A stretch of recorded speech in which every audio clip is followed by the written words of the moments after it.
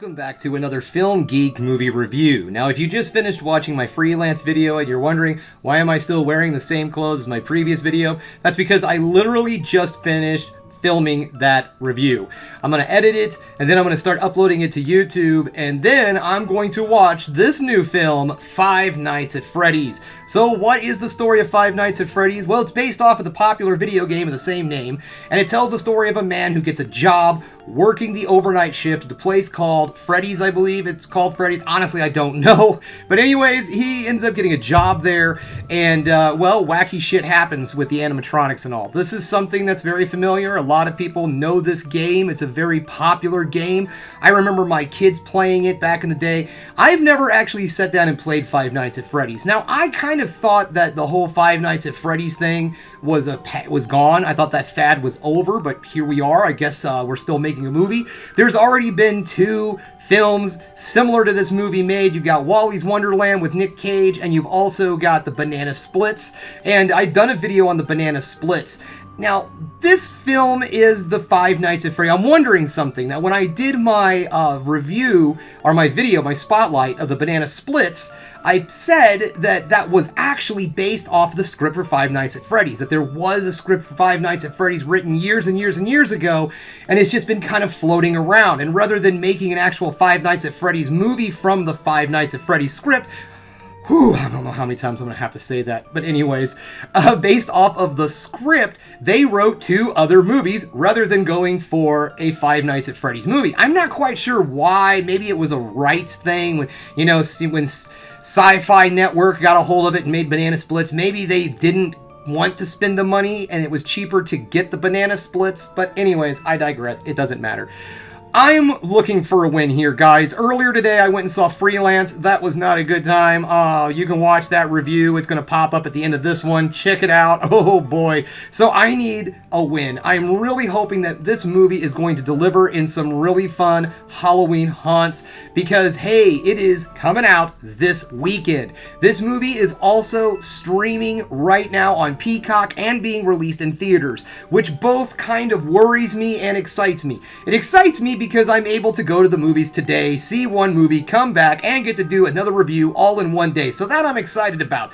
But I'm a little weirded out by the whole releasing it on streaming and in theaters at the same time because it makes me think that the studio doesn't really have a lot of belief in this film right now, and that's why they're doing it both ways, so maybe they can get a little money off the streaming and getting some more subscribers and such. I mean, Peacock isn't that expensive. So I'm watching it on streaming. I'm not going to the movie theater, so I'm going to be basing my review a bit more off of the streaming experience, not so much the theatrical experience. And if it's one thing I do love about watching a streaming movie at home is I get to drink my brews and I don't have to pay $30 for one, and, you know, I might partake in a little something that is perfectly legal here in the state of Missouri. Okay, well, it's time for me to stop yammering and jabbering. I need to get over from here to there because it's time for me to watch Five Nights at Freddy's.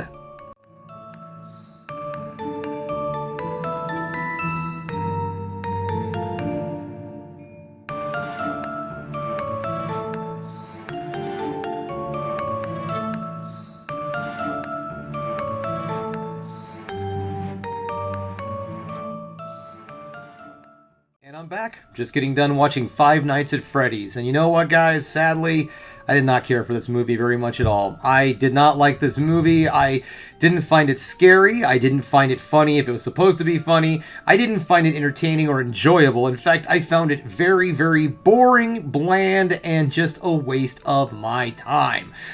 Okay, that being said, I normally like to do the negatives into the positives. I'm going to try really hard to say something nice about this movie, but unfortunately, I don't have a lot of good things to say.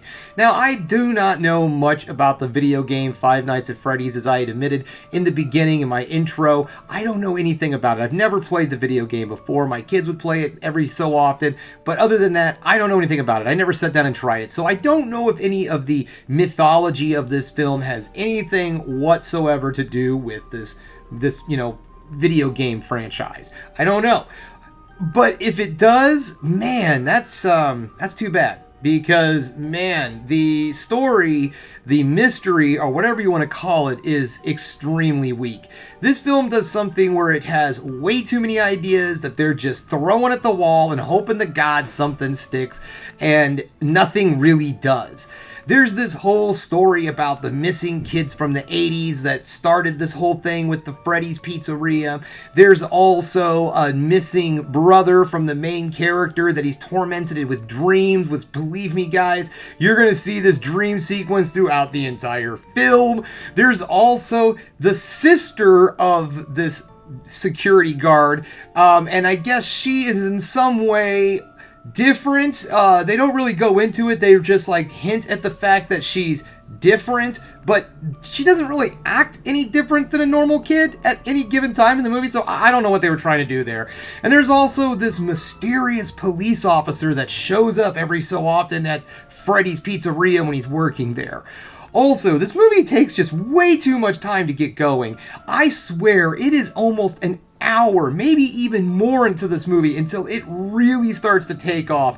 And then the whole third act is really nothing to write home about whatsoever. When all of our convoluted mysteries reveal themselves, there's just not a lot there. This film is very shallow, and I honestly have absolutely no idea who this film is for, especially when there's already two movies like it. Now, oh, I also forgot. In the intro, I believe I said Wally's Wonderland. It's actually Willy's Wonderland with Nick Cage. And that movie is fun. Now, it has its flaws, don't get me wrong. It's a goofy, silly movie. It's not perfect by any means, but it has fun to it. It's silly. It doesn't take itself seriously. And the same could be said for the Banana Splits movie. It doesn't take itself seriously. It's silly. It's fun. It's camp.